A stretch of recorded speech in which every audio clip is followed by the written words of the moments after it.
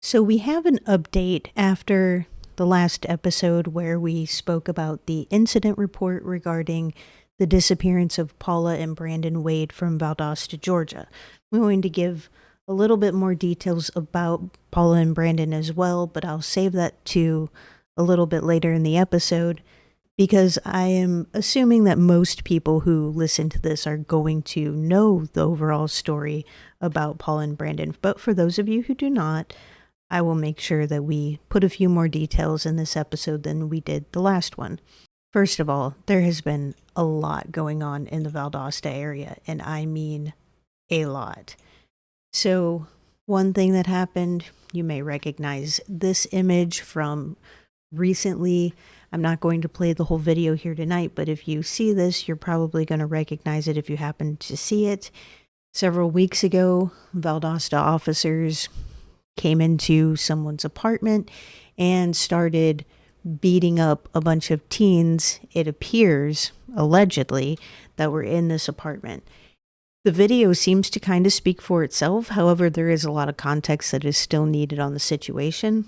The incident was initially being investigated by their own internal affairs department at the Valdosta Police, and then later it got so much attention it was eventually handed over to the GBI for them to investigate externally from the Valdosta Police Department. So that also brings me to some more information about a recent situation just weeks after this incident happens where an external investigation is needed into how these officers conducted themselves in the apartment with the teens. Also, weeks after, this detective is questioned about the incident report that's clearly false regarding Paula and Brandon's disappearance. Suddenly, that detective has retired. And this is something that we commonly see happen. I will be getting more into the details of why he is retiring in another episode in the future. However, for right now, I would just like to talk about the fact that he is retiring, and we did get some more information about this incident report that was clearly false, even though their own statute that they cited when they filled the FOIA request stated that they can only give out the original incident report. However, they gave out a inaccurate or falsified incident report that was not the original. So there's a lot to get into with this, and none of their explanations make any sense. And if you post about it online, you get anonymous people who clearly appear to be somebody from within the department or somebody who knows someone from within the department who would know the explanation that they gave to me, who's responding anonymously online when this issue has been talked about. And so we're going to get into all that too and show you one of the posts that happened from a anonymous person. The incident report was FOIA requested, Freedom of Information Act. You can contact the police department and obtain certain public information. So that was done, and when the request was filled,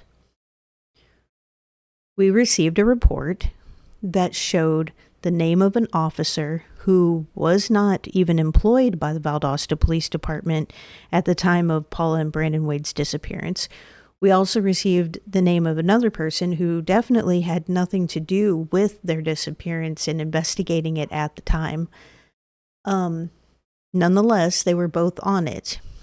And some other information on the incident report did not add up. So I immediately thought, this is clearly inaccurate or falsified, one of the two. Now, the answer that we were given was, we eventually digitized our records.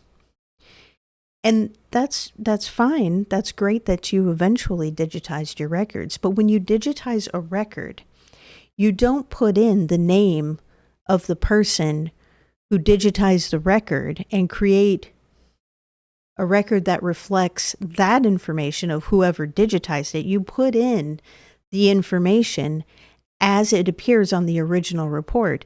And the system itself keeps a log of who's logged into that computer and who's making the digitized record. You do not create a whole new false record based on the fact that, oh, I'm so-and-so, I'm digitizing this record and putting the information in. No, the computer in its backlog keeps track of who's logged into that machine, who's making that digital report. You're taking the original report of any report that you have, whether it be an incident report, a search warrant, etc. You're putting that report into the digital system, and that computer is going to keep track of who put that report in, who's making that digital document. They claimed that since Detective Cruz was the one making the digital report of this incident report, that's why his name and another officer's name went on the report who wasn't even employed at the time of Paul and Brandon's disappearance. But that's just inaccurate. It's not the way that it works. It's not the way that documents are digitized. And it is silly to even expect anyone to believe that. However, that is what their explanation was. So we thought, why not ask for the original? We can compare the two. And so that's what happened. We have the original at this point, and the original does not help explain any of the fiasco. The two incident reports are what I have side by side on the screen right now. And just to clarify, we're not going to completely get into, at this time, why Detective Cruz would have recently decided to retire. We're not going to get into that. We're working on a much bigger story to do with several situations within the Valdosta Police Department right now. So we'll get into that later. But this side-by-side police report shows that on the original report, Lieutenant Cruz and also Terry Hines were never on the original report anywhere. On the original report, there is a different location listed. There are different names listed, different addresses listed. And the officer who signed off was Officer Leggett. This is completely different. Now, if you're digitizing a record, you're making a digital copy of an already existing record that you have that was filled out by hand. That does not mean you're changing all of the information to put it into its digital form. All of the information that was on this original should have been then copied and put onto the digital record. And the computer system itself will, once you log into that computer system, it knows, oh, such and such officer is logged into this. They're making a digital record of this already existing. Their explanation makes no sense at that point, because you do not need on this digitized record to put the name of the person who's making the digital record. That's not how it works whatsoever. These two records are completely different. And then we have this that I just brought up on the screen. It is a post about the record that states that this record is inaccurate and maybe even falsified. An anonymous participant on Facebook responds, "It looks as if the incident occurred when VPD was still using a handwritten report system." Yes, that's correct. Since then, the reports have all been entered onto the electronic report writing system. The two officers listed, the person who typed it out electronically, and the other is the supervisor who approved the report for it to be submitted electronically. It's not indicating either had anything else to do with the case besides transferring it over to the electronic side of things. I'm sure if you get the second page of the report, because that is just the first page, in the narrative, it will state who the actual responding officer was. It sounds like this person who's responding anonymously knows a lot about the response that VPD gave to me about this report and why it looked the way it looked. Now, that comment was later deleted, of course. This happens a lot when the Valdosta Police Department is criticized online for things. They try and come in and create a PR campaign for why and what happened and be as vague as possible. So I questioned some other people who are familiar with the electronic system. And just to make sure that I was correct, no, this is absolutely not the way that works. And you can see the full comment there I just put on the screen. So that was one thing. And of course, like I said, I stated the Georgia code, which is 50-18-72 A4, that says only the original report can be released. So if you go by what they originally quoted us, that only the original report can be, we FOIA requested it. And then when they sent it to us, they said, oh, we can only send you the original. So here you go. Well, they didn't even go by their own code. They did not send us the original. When we noticed that the digital copy was wrong and maybe even falsified, then we requested that they show us the original. The original was sent to us. It was not in the first public records request for the incident report. It was not provided. So they didn't even go by their own code, which is quite common at the Valdosta Police Department, unfortunately. Now, back to the retirement of Detective Cruz. Detective Cruz, we're working on gathering some more information about recent things that have happened. However, he's had many roles over the years at the Valdosta Police Department, and most recently, he had moved out of more of a detective role into a role of overseeing the Department for Professional Standards, which is the department that does internal monitoring, internal investigations, into misconduct or other issues to do with staff, employees, police officers, detectives, you name it. If they get a complaint, it would go through that Department for Professional Standards. And sometimes, you can elevate that to get the GBI involved, like had to be done with the situation where their officers went in and allegedly just started beating several teens in what looked like a highly unprofessional manner.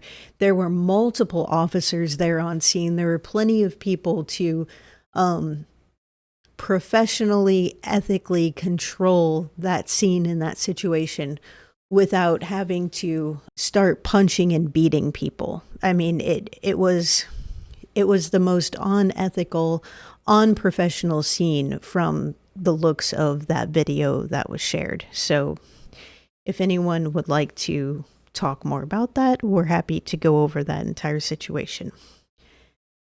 There have been also other situations that have happened recently within the VPD, and as soon as I have permission from various sources, I'll be talking more about that. But it would appear that this may not be the only retirement or possibly future resignations that we see from this situation and from other situations that have happened. Detective Cruz was planning to stay at the VPD longer and then ended up taking this position with the Professional Standards Department. Then abruptly, he decided to go ahead and retire. Now, unfortunately, there are newer people, newer detectives at the department, but it appears that ethics and standards from some of the new individuals are even worse than some of the people leaving the department. And under the department's current leadership, let's just say things have been a little bit of a nightmare. And that's understandable. Sometimes we end up with management that isn't that great, that doesn't have people's best interest in mind, who hides from accountability. And that happens. We're humans, and sometimes that happens. Those people are eventually replaced. Hopefully they do better, just like any business. Hopefully you do better by finding more ethical, professional people to replace them. The problem is there are victims who are caught in the middle of all of this and this mess. And the VPD is very resistant to accountability, to discussion about their failings, to honestly addressing their failures, and honestly trying to do better with those situations. And that's where the major problem comes in, because there are victims who are caught in the middle of this, who are waiting, their families are waiting for answers. Most of the missing persons cases in Valdosta that have been solved by other departments. For example, if somebody is missing, sometimes they're found in a different county or a different state, and then that's followed up on. And of course, they're more than happy to take the credit for those situations and finding those people, when in reality, they had nothing to do with it. So we're just looking into some of these situations. We're getting some information from sources that will help us piece together some of the unprofessional, unethical behavior, just to shed light on how citizens can use their voices and use the election cycles and anything within their power to hopefully resolve this ongoing issue. This has been ongoing now for decades, and it's time to demand accountability. If you would like to see any of what I'm talking about in action, have the media show up and ask anyone from the Valdosta Police Department any kind of question, and you'll see the type of behaviors that are exhibited very quickly. They do not do well with media unless it is very well planned out and very well narrated by the image that they're wanting to put out there, rather than the reality of what they say over the phone. As I was told from Detective Cruz, they weren't doing anything to try to find Paula and Brandon Wade. They've long given up on that. He told me, no, we're waiting on a deathbed confession. That's it. That's the only hope at this point.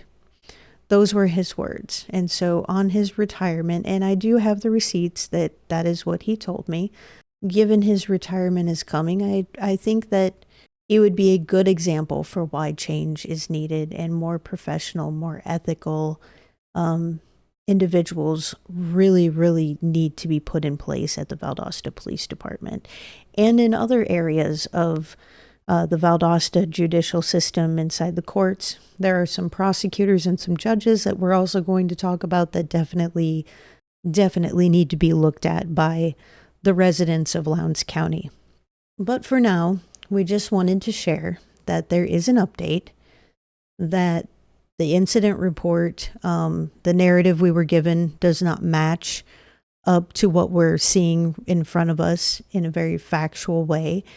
And there was some panic in a few voices when I first brought this up with the VPD. And you can tell that they definitely were immediately trying to spin the narrative in any way possible to not have to make this an actual investigation into the truth. So we'll continue. This isn't the last of this, but this is really only the beginning, and we'll continue to bring you more information about this overall situation. Just hold tight. I'll need to get permission from a few sources in order to bring some information forward. That truth and accountability is hopefully on its way in the near future, and that more professional, ethical individuals will be put in place in these positions. Now let's go over to Paula and Brandon Wade for a moment. Let's discuss them. Now, as I mentioned before, Paula and Brandon Wade, they disappeared in 2002 from Valdosta. A lot of misinformation has happened over time as far as people calling her husband, Paula Wade's husband, her ex-husband. There was no divorce at the time. They were living together, and then he was stationed in another state in South Carolina through the Air Force. So at that point, they were living apart, as a lot of military families do. And eventually, the plan was to be back together in one place. But in the meantime, Paula and Brandon were preparing to go and stay with family. And they were going to be going to go stay with family in Florida in 1 week. At the time of their disappearance, like, they disappeared the weekend of the 13th, the 12th actually, and they were supposed to be going to move to Florida the following week. So they had a pending move. Paula had a roommate at the time. Her husband was well aware of the roommate. There was, it was not a secret situation, as some people have alluded to online. He was well aware of everything, the entire situation.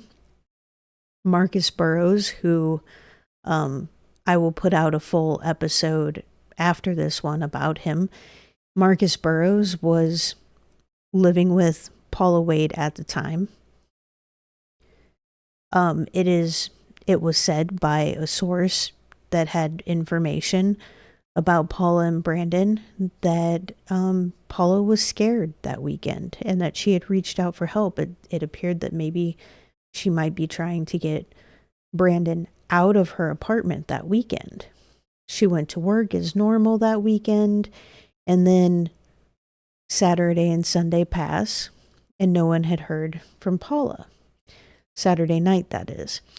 And then all day Sunday, which was incredibly odd because Paula and her siblings all had set days and times that they would talk to their parents. It was a way for their parents to have a designated time with them to catch up, to just kind of see what's going on in their lives, see what's going on with the grandkids, how are they doing. They were just a very close-knit family. And none of the kids ever missed a planned call with their parents, ever. It had never happened up until this point. So, of course, Paula Wade's parents were concerned when they did not hear from Paula for their scheduled time to talk on Sunday at 6:30. But they also knew that in 1 week, they were getting ready to move. And she has Brandon, who is a toddler at the time. He's high energy. She's trying to pack up everything. Maybe she was tired. Maybe she needed to go and get more boxes. Like, who knows what she might have been busy doing. And we're not going to lose our head over the fact that our adult child missed our phone call. But it was concerning to them. And before they were ever able to inquire more about if she's okay, why she missed their call, is everything going as planned, before any of those questions could be asked, on Monday morning, they would get notified by people in Valdosta that Paula and Brandon Wade were missing. As reliable as she was with her family's phone calls at their scheduled time, she was equally or more reliable with work. And when she didn't show up on Monday morning, I don't know about you and what kind of job you may have, and whether or not that job would notify authorities if you did not show up for work. But I think that is pretty extreme. Most jobs would not do that. They would just assume you were a no-call, no-show.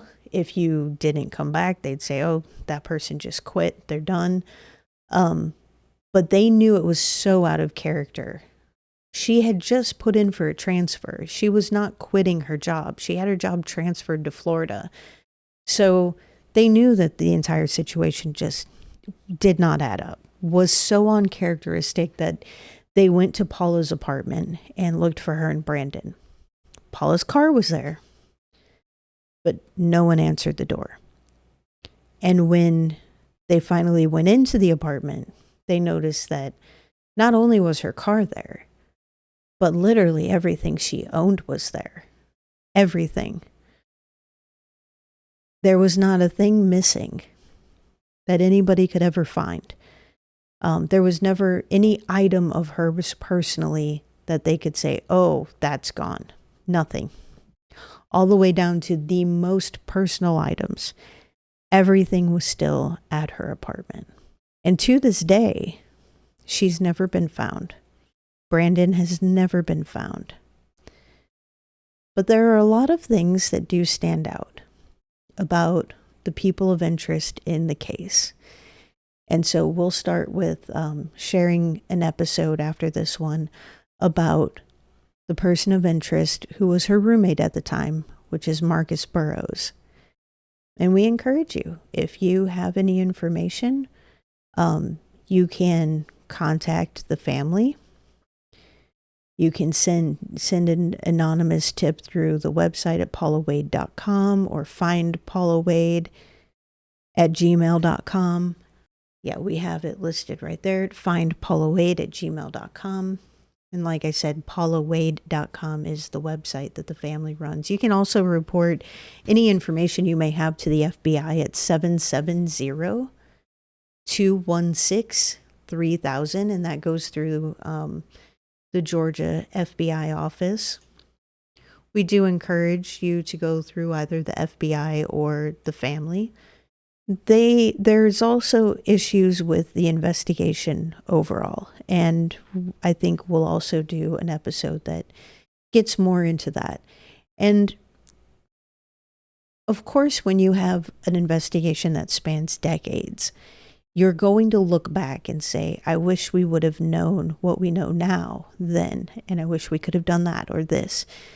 The problem is when you have a department who's unwilling to admit that certain things should have been done and to go back and try to do whatever they can to make sure that the case is thoroughly investigated.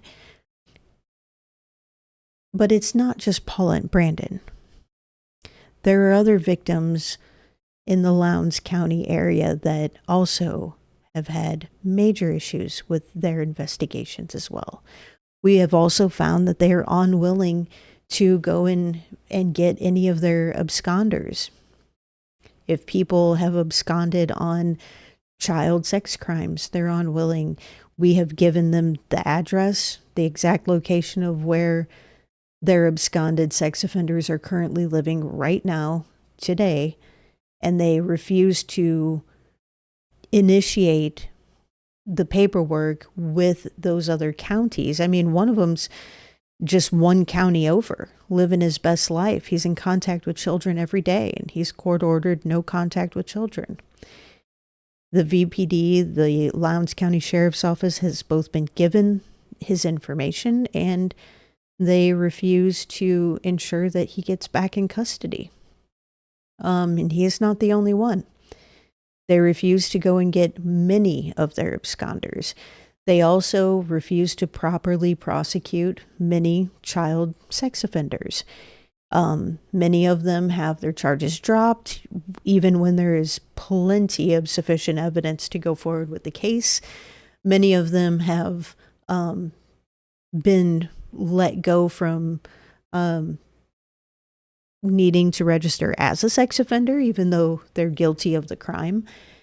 There's a lot of issues going on behind the scenes that people absolutely need to know about and need to demand that for the safety of their community, this narrative and this PR campaign of making everything look shiny and happy is not enough. We need actual safety in Lowndes County, Georgia. We need actual accountability for both offenders and for the people in leadership positions in the county and in the city. So anyhow, Paula and Brandon, to this day, like I said, they've never been found. There have been rewards offered. There have been billboards put up. The NCMEC highlights their case during the anniversary every year. The family goes and talks to people in Valdosta every year for the anniversary. They always print out flyers and information about Paul and Brandon with photos. There is always something going on behind the scenes with their case to try and bring some momentum or new information or new tips. So if you do have information, we do encourage that you share that information with a ethical, professional source, whether it be the FBI or Paul and Brandon's family. However, the incident report and the explanation of the incident report is a very good example of what happens in a lot of the investigations that is led by the Valdosta Police Department. And this is not to bring shade. It doesn't see, a lot of them see this as talking about these issues is, shedding a bad light on the police department. It's not about that. It's not about that at all. Things happen. Errors happen. Problems happen. But when you avoid accountability, when you avoid looking victims' families in the eye and being honest with them, when you avoid that discussion overall, it only leads to more problems. So we hope you'll join us as we talk about this more and as we talk about more stories going on in the Valdosta area.